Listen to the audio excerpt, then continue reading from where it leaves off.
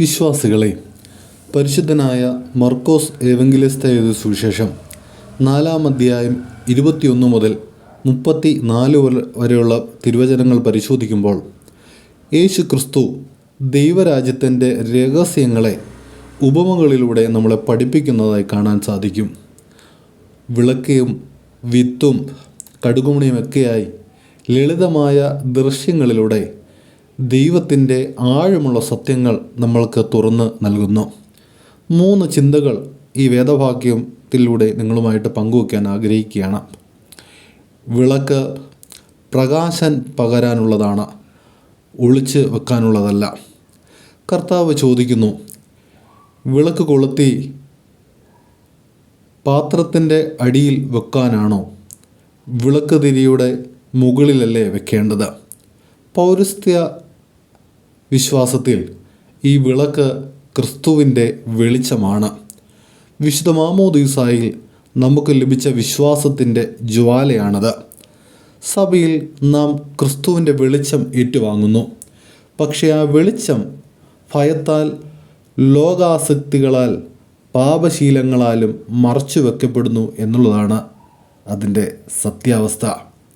പ്രിയമുള്ളവരെ, വിശ്വാസം വ്യക്തിപരമായ രഹസ്യം മാത്രമല്ല, ജീവിതത്തിൽ തെളിയിക്കേണ്ട സാക്ഷ്യം കൂടിയാണ്. നാം പ്രാർത്ഥിക്കുകയും സഭയിൽ പോകുകയൊക്കെ ചെയ്യും. പക്ഷേ ജീവിതത്തിൽ സ്നേഹം, സത്യസന്ധത, ക്ഷമ എന്നിവ പ്രകടമാക്കാത്ത പക്ഷം നമ്മുടെ വിളക്ക് ഒളിച്ച് വെച്ചതുപോലെയാകും എന്നുള്ള യാതൊരു സംശയമില്ല. രണ്ടാമതായി, നിങ്ങൾ കേൾക്കുന്നതിൽ ജാഗ്രതയുള്ളവരാകുക, ജീവിതത്തിൽ അത് പ്രാവർത്തികമാക്കുക. കർത്താവ് വീണ്ടും പറയുന്നു, എങ്ങനെ കേൾക്കുന്നു, എന്തു ശ്രദ്ധിക്കുക. പൗരസ്ത്യ ആരാധനയിൽ വചനവായനയ്ക്ക് പ്രത്യേക പ്രാധാന്യമുണ്ട്. വചനം കേൾക്കുക മാത്രമല്ല, അതിനെ ഹൃദയത്തിൽ സൂക്ഷിച്ച് ജീവിതത്തിൽ പ്രാവർത്തികമാക്കുവാൻ നമുക്ക് സാധ്യമായി തീരണം.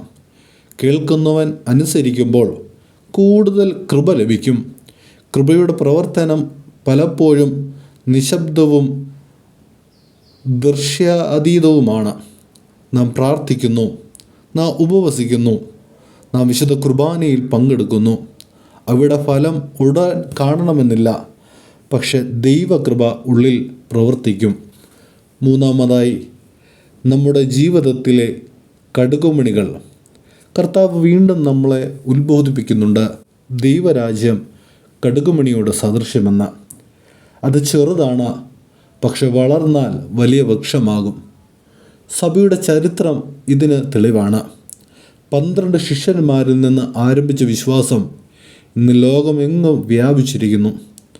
നമ്മുടെ ചെറിയ നന്മകൾ, ഒരു പ്രാർത്ഥന, ചെറിയ ദാനങ്ങൾ, ചെറുതായുള്ള ക്ഷമകൾ, ഇവയെല്ലാം നമുക്ക് ചെറുതായി തോന്നാം. പക്ഷെ ദൈവരാജ്യത്തിൽ അവ വലിയ ഫലങ്ങൾ നമുക്ക് നൽകും. 4 ഉൾക്കാഴ്ചകൾ നിങ്ങളുമായിട്ട് പങ്കുവെക്കാനായിട്ട് ആഗ്രഹിക്കുന്നു. ആദ്യത്തേത്, വിശ്വാസത്തിൻ്റെ വിളക്ക് തെളിയിക്കുക. നമ്മുടെ ജീവിതം ക്രിസ്തുവിൻ്റെ വെളിച്ചം പ്രതിഫലിപ്പിക്കട്ടെ.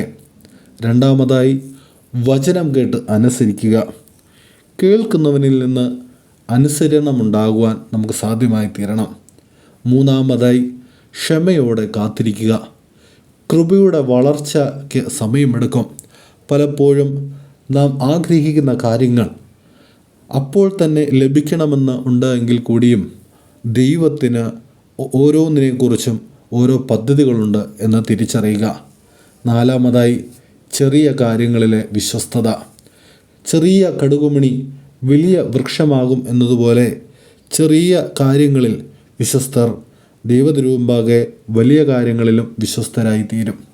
പ്രിയ സഹോദരങ്ങളെ, ക്രിസ്തു നമ്മെ വെളിച്ചമാകാൻ വിളിക്കുന്നു. അവൻ നമ്മെ വിത്ത് വിതയ്ക്കാനായിട്ട് വിളിക്കുന്നു. അവൻ നമ്മെ ക്ഷമയോടെ വളർച്ച കാത്തിരിപ്പാനായി പഠിപ്പിക്കുന്നു. നമ്മുടെ ചെറിയ വിശ്വാസം ദൈവരാജ്യത്തിൽ വലിയ അനുഗ്രഹമാകട്ടെ. നമ്മുടെ ജീവിതം വിളക്കുപോലെ തെളിയട്ടെ. കർത്താവിൻ്റെ കൃപ നമ്മുടെ ഹൃദയങ്ങളിൽ വളർന്ന വലിയ വൃക്ഷമായി മാറട്ടെ.